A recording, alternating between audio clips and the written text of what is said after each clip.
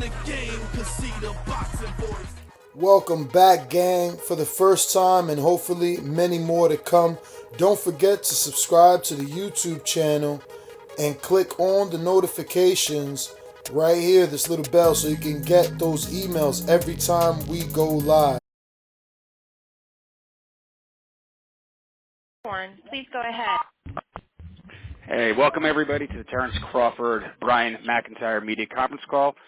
Joining Terence and Brian is the president of Top Rank, Todd DeBuff. So welcome everybody. This is the conference call for Terence Crawford's upcoming WBO welterweight title defense against Jose Benavidez on Saturday, October 13th at the CHI Health Center Omaha, which is formerly the CenturyLink Center, the site of many of Terence's greatest triumphs. Crawford vs. Benavidez will air live and exclusively on ESPN and ESPN Deportes at 10:30 p.m. Eastern, with the entire undercard streaming live in the United States at 7 p.m. Eastern on ESPN+.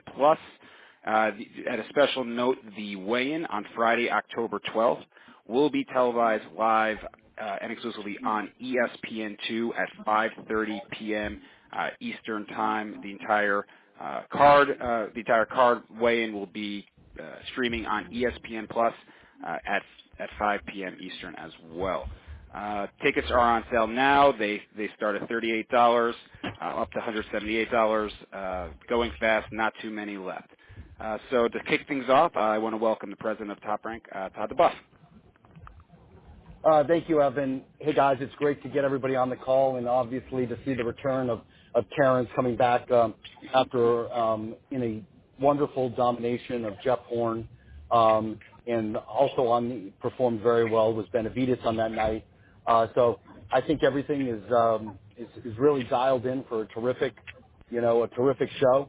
We can get on the call and we can talk about how the matchup means a lot, or the matchup is this, but let me say this to you. This matchup, I've never had the opponent was considered, is Benavidez, even though he was number one and rated by the WBA when he fought as eliminator and chose to go for the welterweight king and pound-for-pound best fighter in the world, Terence Crawford. Go to the hometown of the other fighter 3 weeks in advance or 2.5 weeks in advance to establish himself and have a presence in the hometown. That is incredible. These guys have they had some public words. Obviously, you saw a 30-second spot where these guys were talking smack to each other. And I think this thing is very much a personal battle. Benavidez has been, from when we took him out of the amateurs, very high and skilled amateur and has had a nice career. And this is his defining moment. And we don't speak, at this point with Terence Crawford, this is the gold standard in boxing. He has just electrified everybody with both boxing skill and power, taken all challengers. And just anecdotally, when Terence Crawford gets in the ring, it's like Alabama in football. He is that dominant. And he's going to have his hands full with a guy that is not going to back down.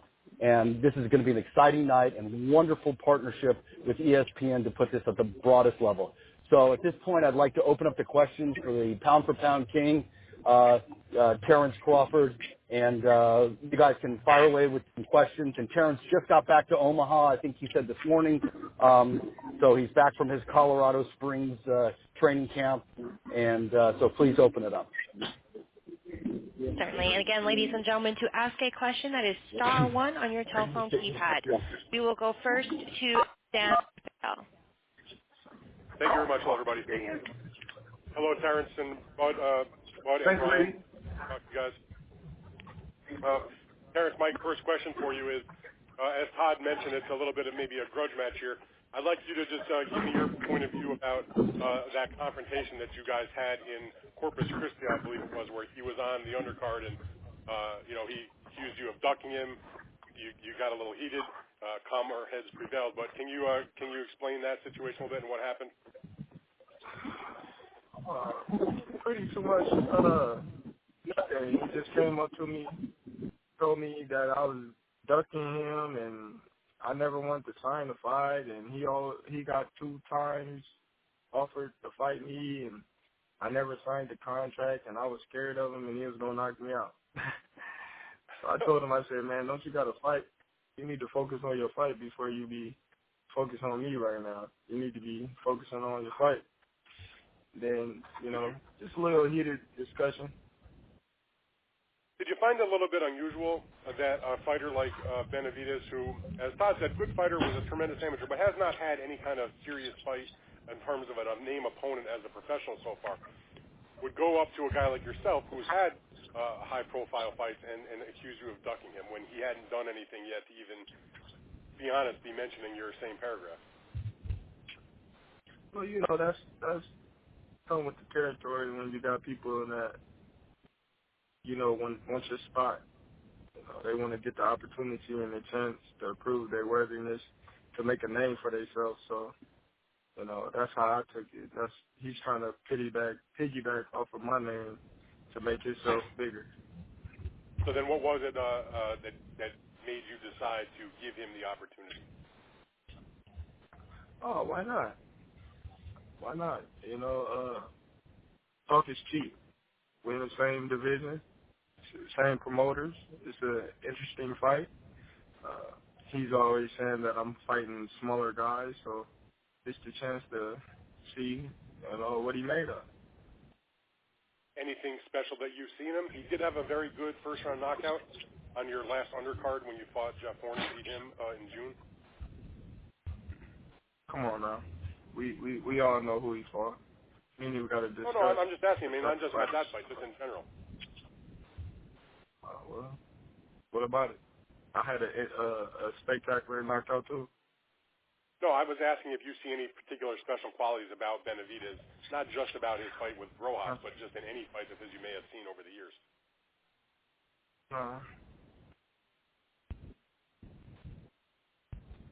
I mean, but Terence, you'd say he has a good mouth, right? Yeah. About it. Hey, all right, Todd, that was pretty good. All right. Okay, all right. Listen, if he's not going to give him any flattering qualities, I got to tell him the most obvious one. He's got a good mouth. There's no doubt. All right, I appreciate it, guys. I'll talk to you, and I'll see you in Omaha. Thanks a lot. And we'll now go to Fernandez. Yes. Obviously, this pound for pound thing is pretty important to you, Terence, and you say that hands down you're number one. There's another top-ranked fighter who's got a lot of. How important is that to you? To be recognized as number one and not number two. By any other people that try to rank such things. Well, it depends on who you ask. Some people rate me number one. Some people rate me two. I can't complain. I'm in the top two in almost everybody's rating, so I'm just blessed to be the top two. Another thing I wanted to ask you about is the welterweight division is extremely deep right now. It's because Top Rank is with ESPN and your fights in ESPN. A lot of those other guys are PBC fighters, and there's a divide in terms of trying to make some of those fights. How frustrating is that in such a talent-rich division, and there are obstacles to making some of the fights you'd like? Can I answer this for him? He'll add a little color to this, because I think that it's kind of like this. I just want to make this crystal clear. When we have said this, it's including our recent announcement with re-signing Terence. Regardless of your affiliation, we will take on all comers. That's it. We don't care where you are, what you do. We will go and take on all comers. Right? We had Terence is an elite fighter. He is at the class. In fact, when there was a big welterweight fight, a nice welterweight fight in early September, all they did was talk about Terence Crawford. We thank them for that. We will take on all of them. So we're not going to allow the politics and everything like that, and to ask him about how the business relationship gets involved and we get it, that's for us to do. We've done the biggest fights with the biggest complications of all time. He wants to take on the biggest. We want to provide the biggest. So, Terence, now you can chime in if you want. Sorry. Well, you take everything out of my mouth, so there's nothing more for me to say. Yeah. There you have it. Yeah. There you are. Thank you. Amen. All right, I appreciate it, guys.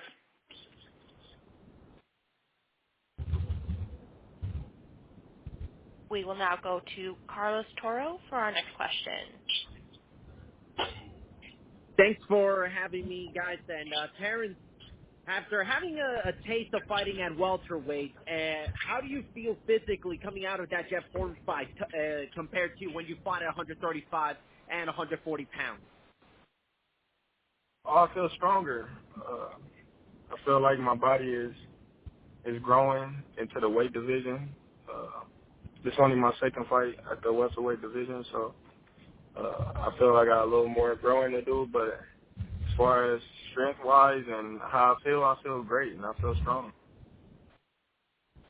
You know, when you're looking at this welterweight division, and of course, one of the things that when you signed this new deal with Top Rank is that there's the possibility that you could fight some of the other champions at 147 pounds. Between guys like Errol Spence and Sean Porter and Keith Thurman, who of the other champions would you like to fight next if you had your pick? Those are the only champions, so there's no other champions but them. So I don't know what champions you're talking about. Well, I mean, there's so many Pacquiao. I don't know if that's He's not a champion. He's not a champion in my eyes. He don't have the super. You know, that's the champion in my eyes. I look at the number one champion in the division. I don't look at the WBC silver and the interim belts and all that. I look at the super and the actual champion of the division. So for this fight, obviously you've been on a very, very impressive streak where you stopped guys like John Molina Jr. and Julius Ndongo and Jeff Horn. Do you project another knockout in this fight? I don't ever project a knockout. You know, I just go in there and do what I got to do to get the job done. If the knockout come, it come. If I see a chance where I can go for the knockout, then most definitely I'll go for it. But all in all, going in there looking to get the win. And again, everyone, that is star one if you'd like to ask a question. We'll go next to Michael Gross. Hello. Hey, what's going on, champ? What's going on? How's Tim going? It's going great. We tapering down, just sharpening up the little ins and outs, and we ready to go. Can you tell me why it's so important for you to like go to Colorado and do that big old stairwell every time? Well, not every time, but the last couple of times I seen you do camp, you've been doing that big old stairwell. How hard is that, and how important is that to your training camp? Oh, it's really hard, but it's more mental than anything. If you haven't done it before, you'll face a lot of thoughts in your head to quit and turn around, and it's too tall and too high, and a lot of things just come to your mind. But we've been going to Colorado since 2011, I believe, 11 or 12, and it's good just to get away and focus on boxing and get away from all the distractions back at home. Absolutely, absolutely. Now, there has been a lot of animosity Ladies and between... gentlemen, we'll move on to our next question, and that will come from Norm Fernandez. Hi, Terence. Thanks for the time. You mentioned earlier that is talking about the fact that you've been fighting smaller guys and stuff. I'm not sure that's true, number one, but in terms of length, reach, is Benavidez the biggest fighter that you faced so far? You said is Benavidez the biggest fighter out there? Of height, length, reach, that sort of thing. I don't know. I gotta see how tall he is and all his reaches. And Dongo was tall and rangy. Prescott was tall and rangy. Poster was tall and rangy. Right. Molina was tall and rangy. Yeah, wouldn't you say, Terrence, that physically Horn was probably the biggest fighter because he was a big 47-pounder. So he may not have been tall and rangy like the other guys, but he was a physical big welterweight. Right. Correct. Benavidez, he won his that WBO interim at 140, and he used a controversial tactic at that time. He hung on the ropes. Do you anticipate him trying to do that again? And how would you counter something like that? I don't know if he would try that against me. I believe he's gonna come out, try to make it a fight, being that it's in my hometown. He don't want to take any risks. And if he does do it, then we got a game plan for that too as well. Are you surprised that he spent so much time in your hometown while you're in Colorado Springs? I really didn't care. I just think that he's trying to come down here and make friends. Okay, great. Thanks, man. Good luck. See you in Omaha. We will now go back to Dan Raphael. Please go ahead. Thank you very much. I had a follow-up question. I wanted to actually ask a question to Brian and to Todd, because I know that Terence is not going to want to talk about the future because he's got the fight coming up on the 13th. But Brian and Todd, if you guys could talk to me, what did you view as like sort of the rough outline, so to speak, game plan, let's say, for Terence's next couple of fights? I know, Todd, you said you guys are willing to make a fight with any of the other guys across the street, however it may shake out. But what's realistic in your mind, Todd and Brian? Is Bomac on the call? Realistically. Oh, there he is. Hey, buddy. Hey, Brian. Hey, what's going on, Todd? We going after the champions, man.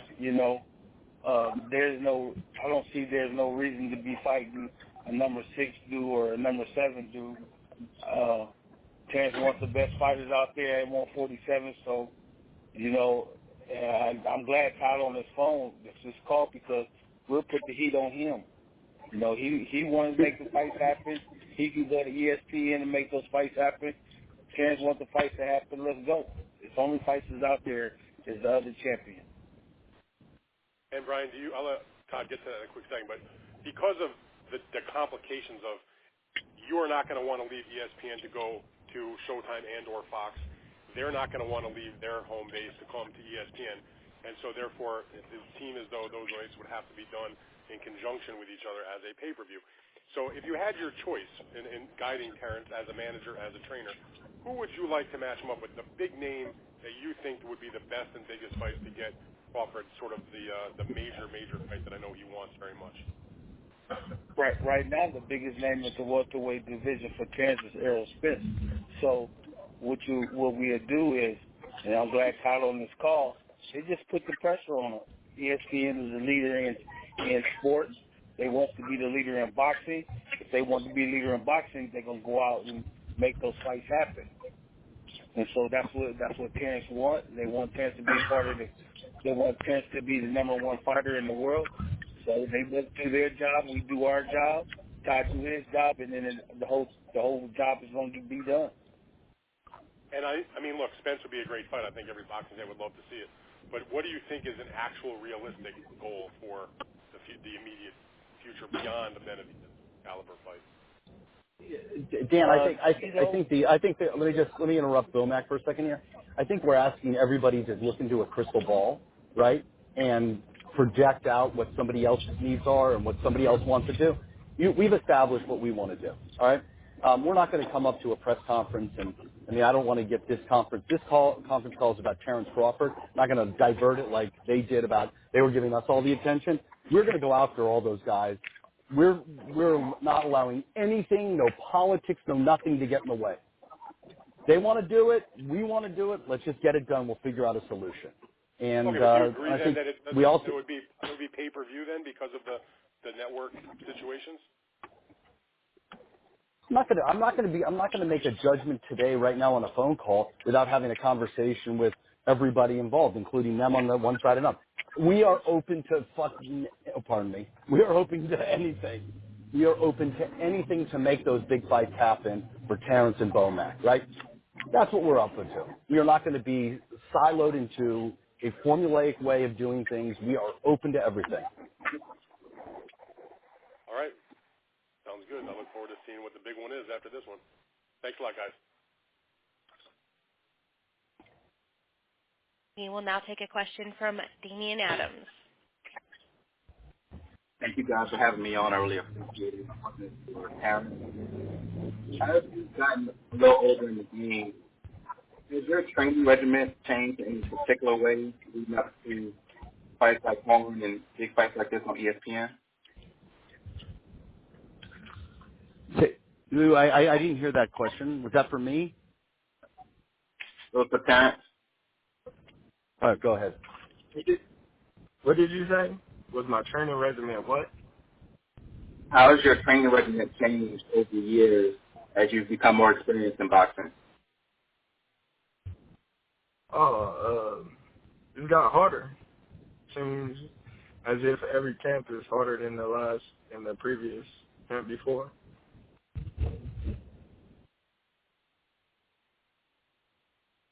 And is there anything in particular for this fight that you've done differently compared to the home fight? Not at all. If it ain't broke, don't fix it. Thank you for your time. We will now take a question from Eddie Goldman. Thank you very much. Hi, Terence. With all this talk about fighting other guys and on other networks and all this kind of stuff, how are you avoiding that from distracting you from this fight against Benavidez? You said distracted? Yeah, how are you making sure you're not distracted by all this other talk about other fighters and networks and all that stuff? I don't pay attention to it, really. My main focus is on Benavidez. As you can see, he's been doing a lot of talking, but while he's talking, I'm working. So I'm not worried about nothing that he's saying or that he's trying to hype up. I'm focused and I'm ready to go next week. What would you like to see done to elevate your status with the public? Because most people I know have you either number one pound for pound or certainly very near the top of that list. But what would you like to see done to make you a huge popular star like a Mayweather or a Pacquiao developed into? I just got to keep doing what I'm doing. Keep winning in tremendous fashion, and keep the fans excited about Terence Crawford. All right, and we will take our next question from Keith Idek. And Keith, your line is open. Go ahead. Hey, Terence. Other guys who have annoyed you in the past or gotten under your skin a little bit have paid a price for it. Are you surprised that Benavidez has kind of taken this approach based on that? No. He's confident in himself and his abilities. And on top of that, I feel as if he's trying to boost his confidence up even more by, telling himself these thoughts in his head that he's want to believe. But come fight night, all that is going to be out the window, and we're going to have to fight, and then it's going to be put up or shut up. How do you view it when an opponent talks trash to you, Terence? Do you like it, or does it motivate you more? How do you approach that? Of course, it motivates me more because, as you know, I'm cool, calm, collect. I never said anything to the guy. He approached me, so now it makes the victory more enjoyable to go in there and hit him in his mouth and shut him up.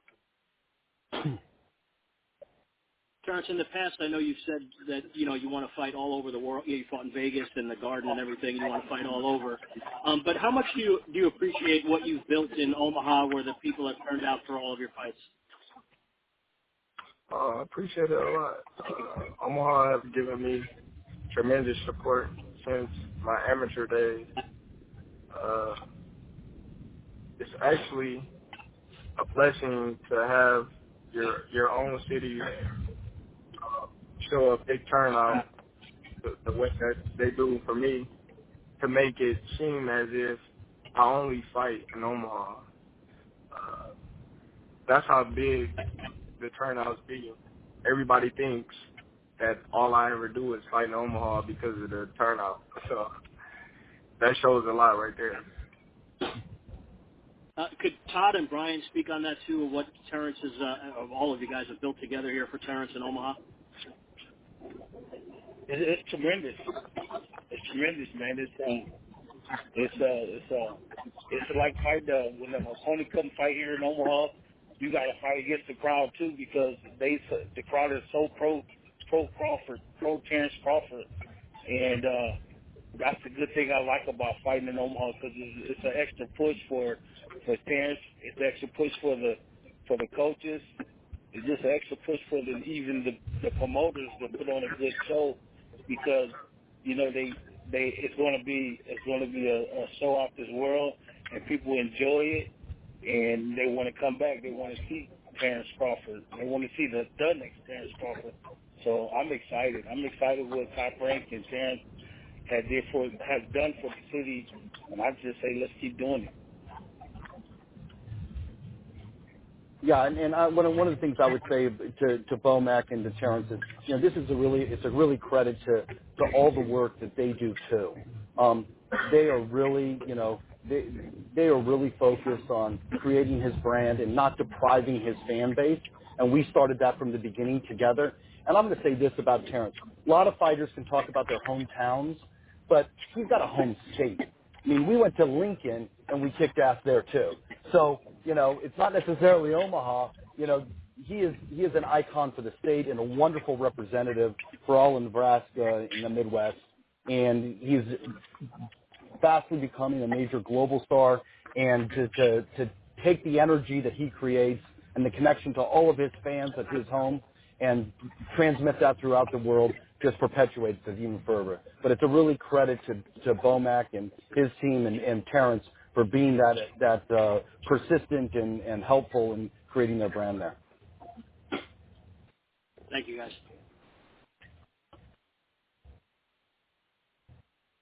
And we'll go next to E.J. Williams.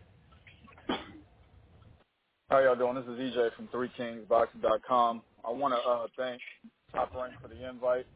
So Dan Rayfeld kind of took my question earlier, so I'll go ahead and go to my second one. And before I talk about it, I kind of want to give my thoughts on this fight for a second.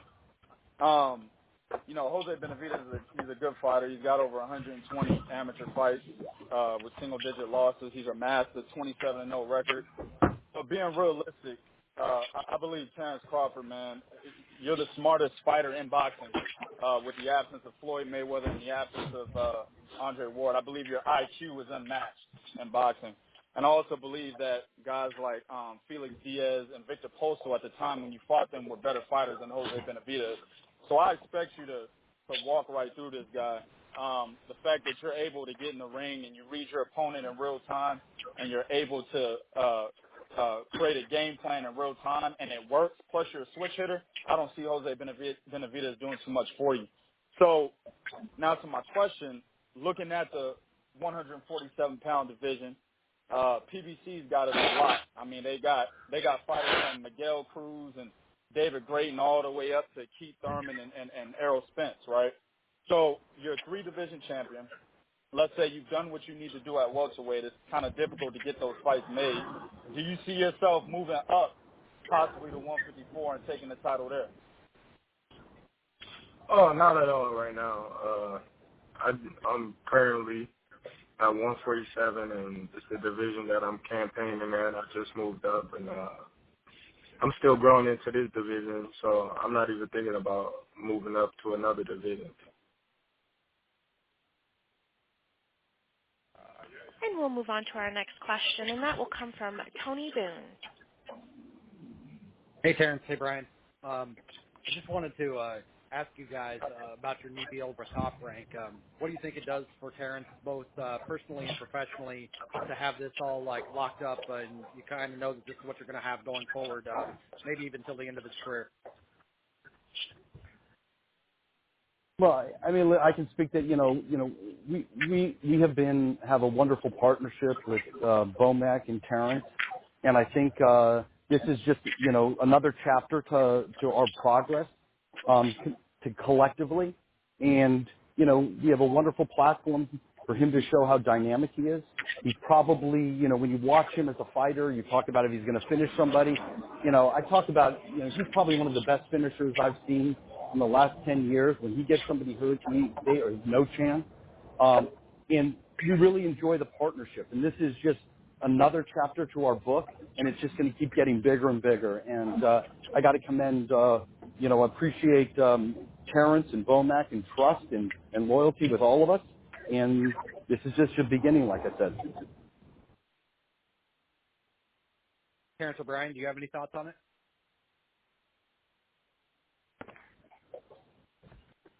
Yeah, I'm excited. I'm excited for Terence, and I'm excited for Terence because this is a great platform. ESPN, Top Rank, one of the leaders in promotion for boxing. You can't get no better than that to be a fighter, let alone a coach, to be with the top 2-tier companies in the world. To guys who help you with your career, that you can't ask for nothing more better than that. Yeah, Terence, can you comment on your relationship with Top Rank? Oh, I have a great relationship with Top Rank. Since they picked me up from TKO, we've been partners, and we built a lot of great memories together, and they got me to where I am right now. And all I can do is thank them. Obviously, you've done really well, Terence, with ESPN as a platform. What do you feel like can happen now that you've established yourself as one of the premier fighters with the new deal between Top Rank and ESPN, and where can this fight in particular take you as far as your exposure nationally and internationally? It can take me wherever I want it to go. All I got to do is keep doing what I'm doing, and everything else will fall in place. Yeah, and let me just kind of, you guys are all talking about the platform a little bit. Let me be crystal clear. This is a live sports platform, and with action, and from the top of the sports, from NFL to NBA to college to football to the biggest sports out there. This is not a storytelling platform. All right, so I want to make that crystal clear. We are putting this platform that has live sports and bringing the premier content in the boxing space to it. And Terence is the poster boy for that. He is front and center, and from all the way to the top of Disney to everyone in that institution is 100% behind showing that the best content is on this platform, and that starts with Terence Crawford. Terence, with this fight in particular, obviously you and Benavidez have known each other for quite a while. Can you talk about the relationship and or non-relationship that the two of you have had, and what's kind of led to this bout taking place?